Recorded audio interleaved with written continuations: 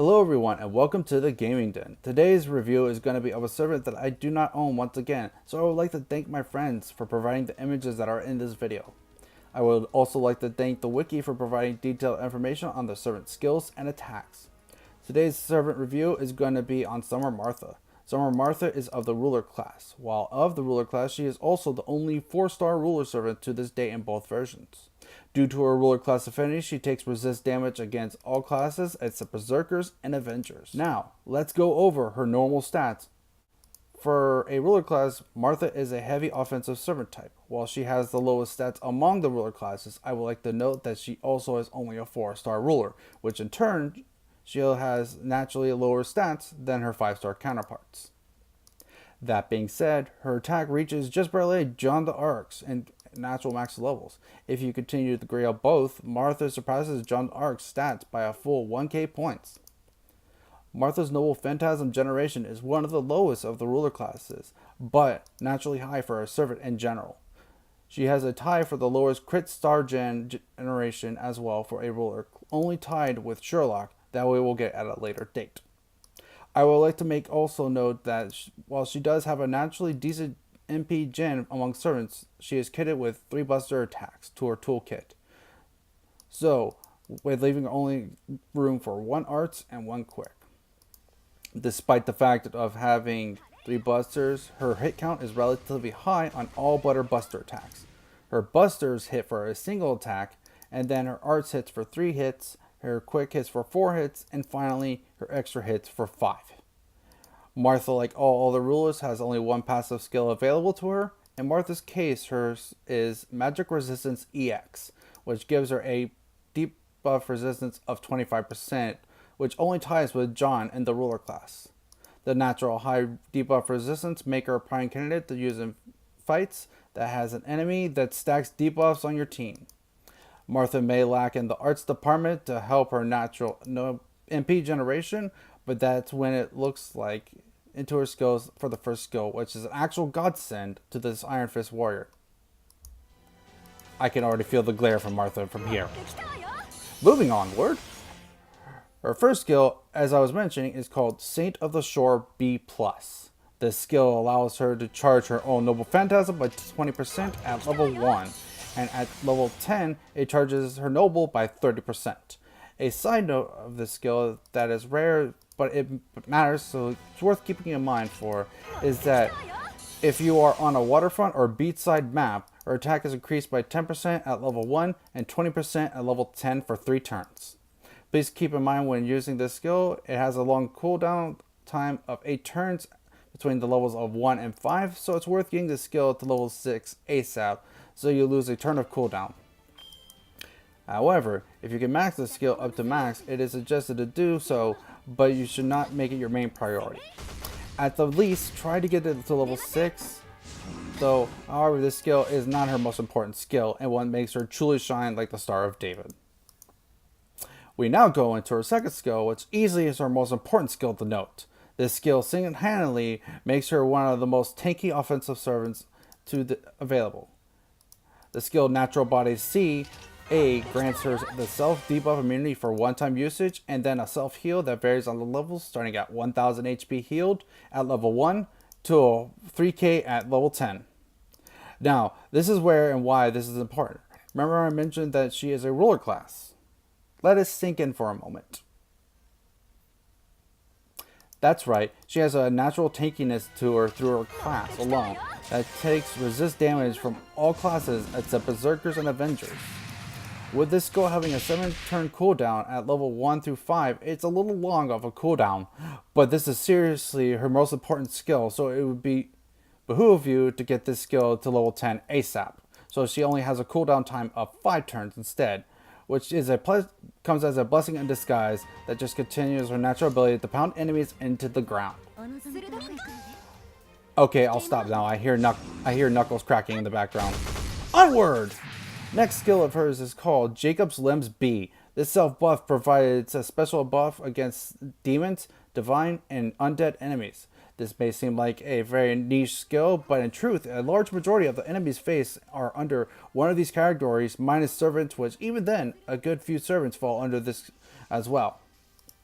This skill will be the true attack buff for Martha, all things considered, as at level 1 it provides a 50% damage increase, and at level 10 a 100% damage increase against all those under that category that I mentioned earlier for a single turn.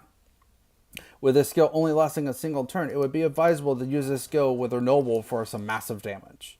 With the mention of her noble, we shall now cover her noble phantasm. Her noble phantasm is called Wait, what? That's not it. But they told me. Stupid memes.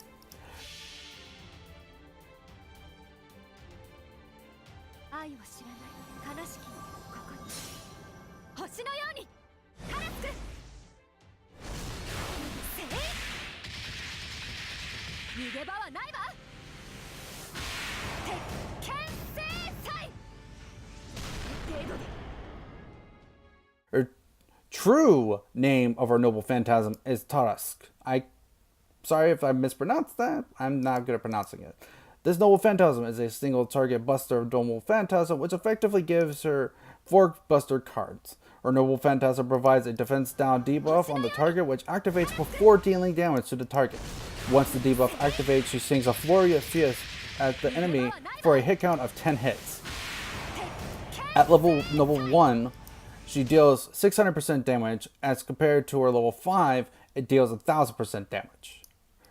Her Noble Phantasm Overcharge effect is the defense down debuff that activates first, starting at 100% charge, doing a 10% debuff, and at 500% it does a 50% defense down debuff that lasts for 1 turn. Keep that in mind for the turn you wish to deal devastating damage. Now that we have covered her skills and her Noble Phantasm, I would like to start going over her weaknesses and strengths. I would like to go over some possible craft essences you can use for this servant to help her excel on the battlefield, just depending on what you are in need of. Let's go ahead and first cover her weaknesses so we can get the bad out of the way, and then we can end with the good. Her main weaknesses is despite being naturally offensive and a ruler having a 1.1 times attack bonus naturally, she isn't strong against any classes specifically that are out in English yet. When we get it, the class she will be strong against is called Moon Cancer, which is even more limited than rulers in sheer numbers. She will deal relatively good damage for neutral damage, but she will be outshined by anything that has advantage just for damage output. Outside of her first skill, she has limited options on Noble Phantasm gain due to only having a single arts in her attack kit, making it a bit slower for her to charge her Noble Phantasm fully. That being said, let's go over her strengths. Being a ruler class allows her a natural tanky ability for making her solid for long fights, plus having her second skill makes her ability to stay alive even better. Not to mention getting debuff immunity becomes more and more useful as we progress the story of this game. Despite having only 1 art, she also does have the skill to help her Noble Phantasm, and then finally has a skill that helps her output against demons, divines, and undead enemies. There is plentiful of those through the game, regardless of how far we get into the story. With that being said, we go into what craft essence best suit her. I offer 2 craft essences that suit both her styles you can go for. I leave it to you to experiment with her. What I give are just basic ideas. First, let's start with her most offensive style. First suggestion, Golden Sumo Boulder Tournament. This craft essence is super versatile for offensive players. It's ridiculous just on how easy it is to suggest this for pretty much any offensive based servant. I cannot emphasize enough how good this CE is.